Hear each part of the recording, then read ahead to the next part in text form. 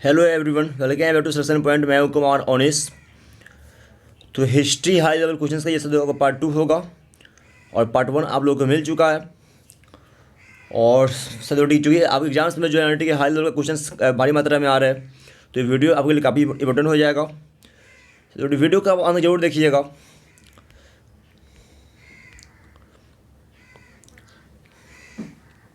चंद्रगुप्त की मृत्यु कहाँ हुई थी? चंद्रगुप्त की मृत्यु कहाँ हुई थी? पाटलिपुत्र, तक्षशिला, श्रवणबेलगोला या उज्जैनी? चंद्रगुप्त की मृत्यु कहाँ हुई साथियों? तो श्रवणबेलगोला में हुआ था। श्रवणबेलगोला में ऑप्शन नंबर सी। ठीक है साथियों, देखिए श्रवणबेलगोला जो है ना आपको पड़ता है कहाँ पे? तो ये पड़ता है कर्नाटका में। तो कर्नाटक के श्रवणबेलगोला में इनका मृत्यु हुआ था और अपने जीवन के अंतिम क्षण में जो है ना ये जैन धर्म को स्वीकार कर लिए थे। ठीक है साथियों, किसको? तो जैन धर्म को। तो ऑप्शन नंबर आपका सी हो जाएगा। और वहीं पे जो है संलेखना विधि से इनका मृत्यु हुआ था, यानी कि बिल्कुल भूखे प्यासे इन्होंने अपना शरीर त्याग दिया था। चंद्रगुप्त मौर्य किस धर्म को मानने वाले थे? चंद्रगुप्त मौर्य किस धर्म को मानने वाले थे? बौद्ध, जैन, शैव या वैष्णव धर्म? तो चंद्रगुप्त मौर्य जो थे ना साथियों ये आपको ठीक है मानने वाले किसको? जैन धर्म को ना, जैन धर्म को मानने वाले थे। Option number B. और अपने जीवन के अंतिम समय में जो है ना ये साथियों इन्होंने क्या किया था? तो ये जैन धर्म को स्वीकार कर लिए हुए थे। Option number B is right answer. अगला सवाल, मौर्य वंश का अंतिम राजा कौन था? मौर्य वंश का अंतिम सम्राट कौन था? अशोक, कुणाल, संप्रति या बृहद्रथ? बताइए मौर्य वंश का अंतिम सम्राट कौन था? तो ये था बृहद्रथ। Option number D. ठीक है ना, बृहद्रथ मौर्य वंश का अंतिम सम्राट था। Option number D is right answer. और इसके संस्थापक कौन थे? तो चंद्रगुप्त मौर्य थे। चंद्रगुप्त मौर्य संस्थापक थे। ठीक है ना, उनके पुत्र साथियों कौन हुए आपका? तो देखिए सबसे पहले संस्थापक चंद्रगुप्त मौर्य, उनका पुत्र बिंदुसार। ठीक है ना, बिंदुसार के पुत्र थे अशोक, यानी कि सम्राट अशोक भी जो थे ना ये मौर्य वंश के ही थे। मौर्यकालीन टकसाल का प्रधान कौन था? मौर्यकालीन टकसाल का प्रधान कौन था? कोषाध्यक्ष, मुद्राध्यक्ष, पणयाध्यक्ष या लवणाध्यक्ष? मौर्यकालीन टकसाल का प्रधान कौन था? देखिए टकसाल क्या होता है? ठीक है, सिक्कों को जहाँ ढालते हैं ना, सिक्का को जहाँ ढालते हैं उसको बोलते हैं टकसाल। तो ये था कौन? पणयाध्यक्ष था। ऑप्शन नंबर सी। मौर्यकालीन टकसाल का प्रधान पणयाध्यक्ष था। ऑप्शन नंबर सी इज जो राइट आंसर। अगला सवाल, मौर्य वंश की राजधानी कहाँ थी? मौर्य वंश की राजधानी कहाँ थी साथियों? तो ये पाटलिपुत्र था। ऑप्शन नंबर सी। पाटलिपुत्र जो था ना मौर्य वंश की राजधानी थी। ऑप्शन नंबर सी इज जो राइट आंसर। मौर्यकालीन कलिंग राज्य कहाँ स्थित था? तो ये कलिंग पर जो था ना सम्राट अशोक ने आक्रमण भी किया था। ठीक है, और सम्राट अशोक कलिंग विजय भी किए हुए थे। तो सवाल आपका ये है कि मौर्यकालीन कलिंग राज्य उस समय उस समय जो था ना कलिंग राज्य ये आज के किस राज्य में है? तो उड़ीसा में है ना, उड़ीसा में। ऑप्शन नंबर सी। कलिंग राज्य जो है ना वर्तमान उड़ीसा में पड़ता है। ऑप्शन नंबर सी इज जो राइट आंसर। मौर्य प्रशासन में समाहर्ता कौन था? मौर्य प्रशासन में समाहर्ता कौन था साथियों? समाहर्ता कौन था? तो राजकीय कर संग्रह अधिकारी। ऑप्शन नंबर बी हो जाएगा आपका, यानी टैक्स को जमा करने वाला अधिकारी था समाहर्ता। ऑप्शन नंबर बी इज जो राइट आंसर। मौर्य काल में ब्राह्मदेय क्या था? मौर्य काल में ब्राह्मदेय क्या था साथियों? तो ये था आपका तो क्या? भूमिदान। ठीक है, भूमिदान था ब्राह्मदेय। Option number C. मौर्य काल में ब्राह्मदेय क्या था? तो भूमिदान था। ऑप्शन नंबर सी इज जो राइट आंसर। अशोक का व्यक्तिगत धर्म क्या था? सम्राट अशोक का व्यक्तिगत धर्म क्या था? मतलब क्या कि सम्राट अशोक किस धर्म को मानने वाले थे? तो बौद्ध धर्म के। Option number A. ठीक है ना, सम्राट अशोक जो थे ना बौद्ध धर्म को मानने वाले थे। ऑप्शन नंबर ए इज जो राइट आंसर। अशोक ने महेंद्र और संघमित्रा को धर्म प्रचार करने के लिए किस देश में भेजा? देखिए महेंद्र जो था ना, महेंद्र और संघमित्रा इनके पुत्र और पुत्रियां थे। ठीक है ना, तो इनको धर्म प्रचार करने के लिए अशोक ने किस देश में भेजा? तो सिंहल द्वीप या श्रीलंका में। Option number D. सिंहल द्वीप या श्रीलंका भेजा। Option number D is right answer. साथ ध्यान दीजिएगा। ठीक है ना, और इनको जो था बौद्ध धर्म का प्रचार करने के लिए श्रीलंका भेजा गया था महेंद्र और संघमित्रा को। अशोक किस वंश का शासक था? अशोक किस वंश का शासक था? तो ये थे मौर्य वंश के। ठीक है, ऑप्शन नंबर बी सही। ठीक है ना, अशोक जो थे ना मौर्य वंश के सम्राट थे। ये सबसे पहले चंद्रगुप्त मौर्य ने मौर्य वंश का स्थापना किया। चंद्रगुप्त मौर्य के बाद जो था ना बिंदुसार सम्राट बना और बिंदुसार के पुत्र थे अशोक, तो उसके बाद ये सम्राट बने अशोक। अशोक कौन से बौद्ध भिक्षु के प्रभाव में आकर बौद्ध धर्म का समर्थक बन गया? अशोक कौन से बौद्ध भिक्षु के प्रभाव में आकर बौद्ध धर्म का समर्थक बन गया? तो उपगुप्त। ठीक है साथियों, अशोक जो था ना, अशोक बौद्ध भिक्षु उपगुप्त के प्रभाव में आकर के बौद्ध धर्म के समर्थक बन गए थे। Option number A is your right answer, Upagupta के प्रभाव में आकर के। उत्तरी पश्चिमी भारत से प्राप्त अशोक के अभिलेखों में किस लिपि का प्रयोग किया गया है? उत्तरी पश्चिमी भारत से प्राप्त अशोक के अभिलेखों में किस लिपि का प्रयोग किया गया साथियों? तो बताइए इसका आंसर क्या आ जाएगा? खरोष्टी लिपि का, ऑप्शन नंबर ए। ठीक है, उत्तरी पश्चिमी भारत से अशोक के जो अभिलेख प्राप्त हुए ना, उसमें मैक्सिमम में खरोष्टी लिपि का प्रयोग हुआ है, खरोष्टी लिपि का। Option number A is your right answer. Ashok के कुल कितने अभिलेख अभी तक प्राप्त हुए हैं? अभी तक अशोक के कुल कितने अभिलेख प्राप्त हुए हैं? तो 44। कितना? 44। Option number D. ठीक है, यानी कि अभी जो है ना, अभी तक आपका अशोक के कुल 44 अभिलेख प्राप्त हुए। Option number D is your right answer. Ashok द्वारा प्रचारित बौद्ध धर्म कहाँ प्रचलित हुआ? अशोक द्वारा प्रसारित बौद्ध धर्म कहाँ प्रचलित हुआ साथियों? तो श्रीलंका में। ठीक है ना, ऑप्शन नंबर सी साथियों। बौद्ध धर्म जो था ना, बौद्ध धर्म श्रीलंका में फेमस हुआ आपका। ठीक है, और श्रीलंका की एक बड़ी आबादी जो है ना, आज भी बौद्ध धर्म को मानती है। Option number C. और अशोक किस वंश का शासक था? अशोक, सम्राट अशोक जो थे ना, महान सम्राट अशोक, ये किस वंश के सम्राट थे? नंद वंश, मौर्य वंश, गुप्त वंश या पाल वंश? तो अशोक थे मौर्य वंश के। Option number B. ठीक है साथियों, सबसे पहले चंद्रगुप्त मौर्य ने मौर्य वंश की स्थापना की। उसके बाद उनका पुत्र जो था साथियों बिंदुसार, वो सम्राट बना। और फिर इसके बाद बिंदुसार का पुत्र थे अशोक, तो फिर ये सम्राट बने। चंद्रगुप्त मौर्य, बिंदुसार, फिर अशोक। जीवक ने वैद्य की शिक्षा कहाँ से पाई? जीवक ने वैद्य की शिक्षा कहाँ से पाई? अरे साथियों, जीवक ने वैद्य की शिक्षा कहाँ से पाई? तो तक्षशिला से। Takshashila, option number A. ठीक है ना, और ये वर्तमान में पड़ता है पाकिस्तान में, ध्यान दीजिए साथियों। इसके अलावा ठीक है, आपको एक और सवाल एग्जाम में आ सकता है। ठीक है, यदि अब सवाल कह दे कि चरक संहिता के लेखक कौन थे? तो बताइए वो कौन थे? आपका चरक ही थे, चरक थे, यानी चरक संहिता के लेखक चरक ही थे। जीवक कहाँ का रहने वाला था? जीवक कहाँ का रहने वाला था? जीवक कहाँ का रहने वाला था साथियों, बता दीजिए। तो राजगृह के। Option number D. जीवक राजगृह या गिरिब्रज के रहने वाले थे। Option number D is your right answer. जीवक की ख्याति किस रूप में थी? जीवक की ख्याति किस रूप में थी साथियों? यानी जीवक बताइए क्या था ये? तो ये वैद्य था। Option number C. जीवक की ख्याति एक वैद्य के रूप में थी। Option number C is your right answer. Angaraj आधुनिक बिहार के किस जिले में अवस्थित था? अंगराज, देखिए ये 16 महाजन पद में से एक था साथियों। ठीक है, 16 महाजन पदों में से एक था अंगराज। तो बताइए अंगराज जो है ना, आधुनिक बिहार के किस जिले में था उस समय साथियों? तो ये था आपका भागलपुर में। Option number D. ठीक है, और अंग की राजधानी कहाँ पर थी? तो चंपा। ठीक, चंपा था अंग का राजधानी, और ये उस समय आज के भागलपुर में था। Option number D is your right answer. Bimbisara का संबंध किस वंश से था? बिंबिसार का संबंध किस वंश से था साथियों? तो ये थे हर्यक वंश के। Option number B. हर्यक वंश के सम्राट थे Bimbisara. Option number B is your right answer. Jarasandha का संबंध किस वंश से था? जरासंध का संबंध किस वंश से था साथियों? तो बृहद्रथ वंश से। Option number B. बृहद्रथ वंश संबंध था जरासंध का। Option number B is your right answer, Brihadratha वंश। तक्षशिला किस राज्य में स्थित था?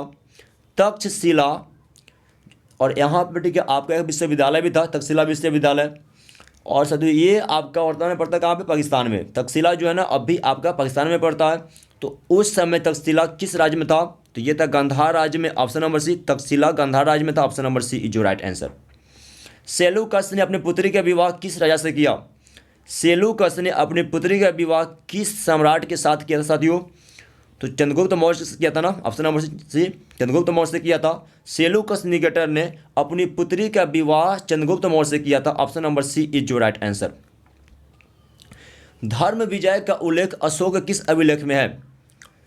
धर्म विजय का उल्लेख अशोक के किस शिलालेख में साथियों? 11वां शिलालेख, 12वां, 13वां, 14वां? धर्म विजय का उल्लेख जो है ना अशोक के किस शिलालेख में है? तो 13वें शिलालेख में। Option number C. धर्म विजय का उल्लेख अशोक के 13वें शिलालेख में। Option number C is your right answer. Kalidasa किसके समकालीन थे? कालिदास किसके समकालीन थे? इनका काफ़ी महत्वपूर्ण कुछ कृतियाँ है, जैसे कि मालविका अग्निमित्रम, ठीक है, अभिज्ञान शाकुंतलम, ठीक है ना।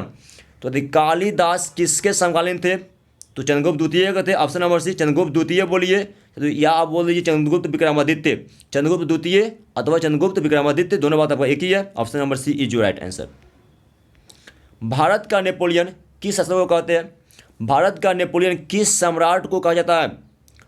भारत का नेपोलियन किसको बोलते हैं? तो ये बोलते हैं समुद्रगुप्त को, क्योंकि इन्होंने अपने जीवन में कभी भी हार का मुंह नहीं देखा।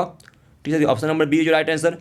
समुद्रगुप्त को भारत का नेपोलियन बोलते हैं, और ये ऐसा इसको इनको किसने कहा था? तो इतिहासकार B.S. स्मिथ, इतिहासकार B.S. स्मिथ ने समुद्रगुप्त को भारत का नेपोलियन कहा। ठीक है ना साथियों। और ठीक है, बीना बजाने में काफ़ी माहिर थे, यानी बीना भी जो थे ना ये खूब बजाते थे। तो समुद्रगुप्त। मगध की प्राचीन राजधानी कहाँ थी?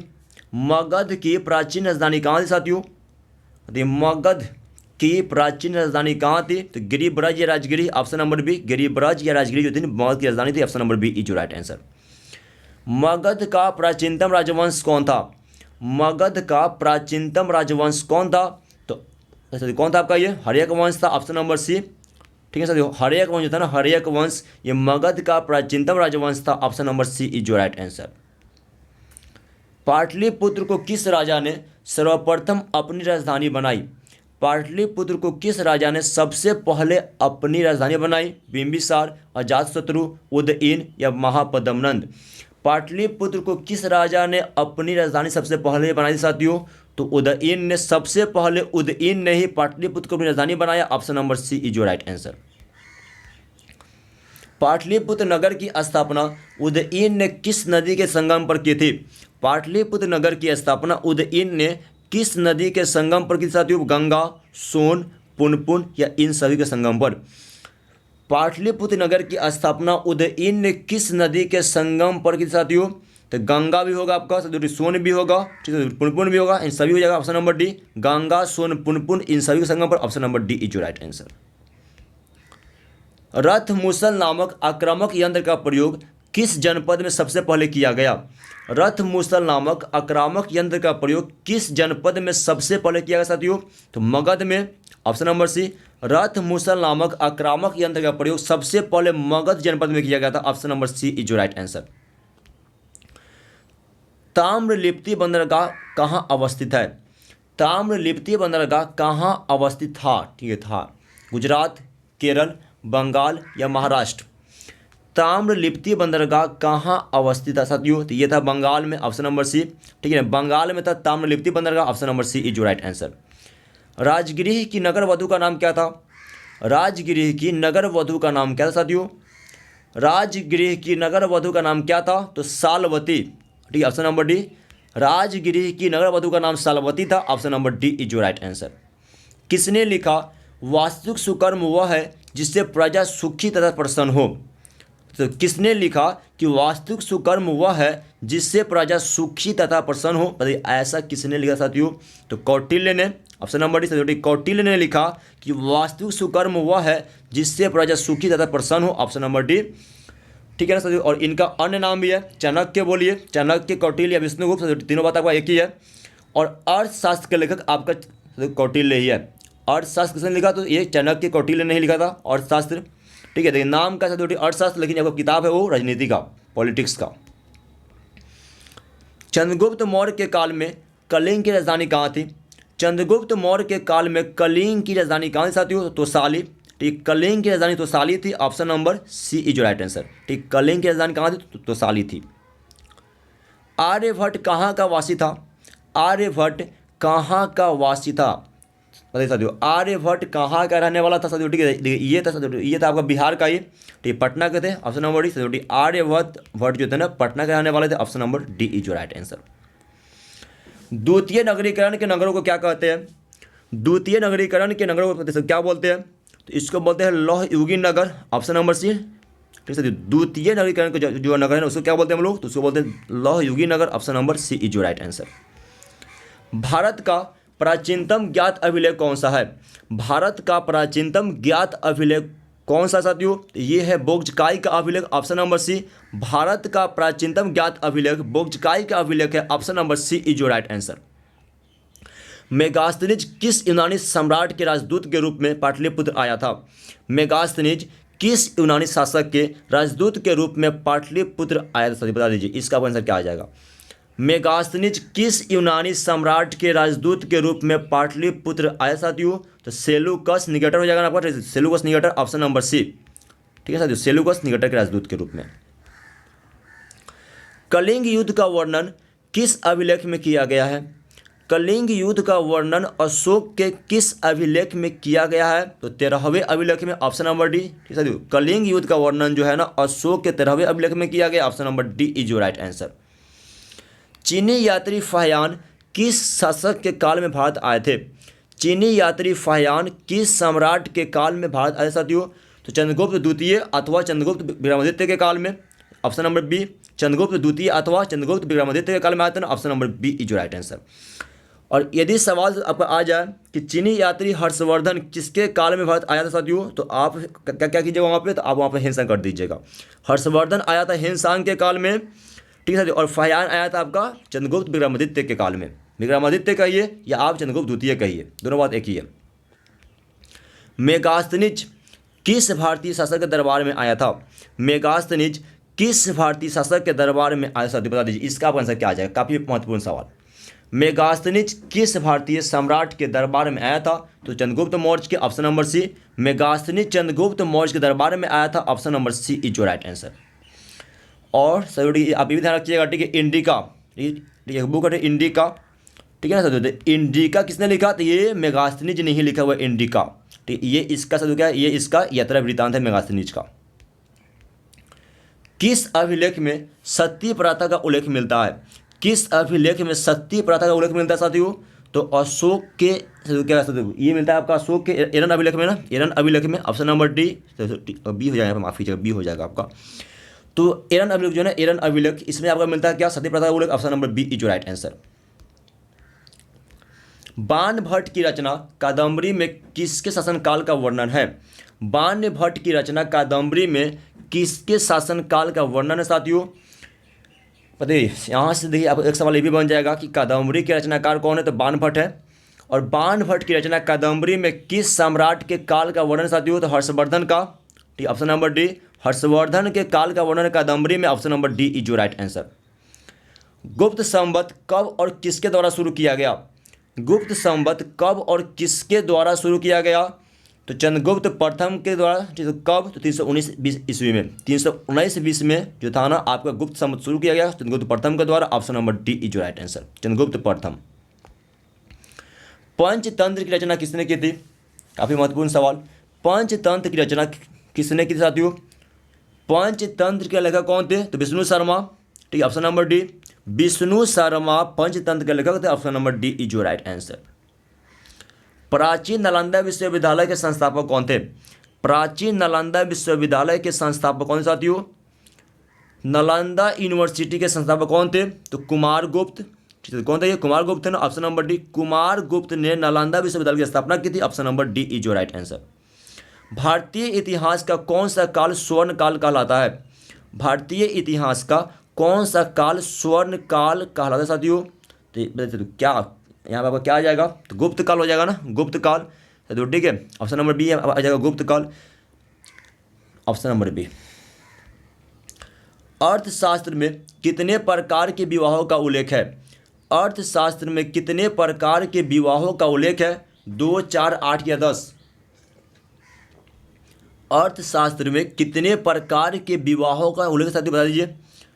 तो 8 हो जाएगा आपका, ऑप्शन नंबर सी, ठीक है, 8, ठीक है, ध्यान रखिएगा, option number C is right answer.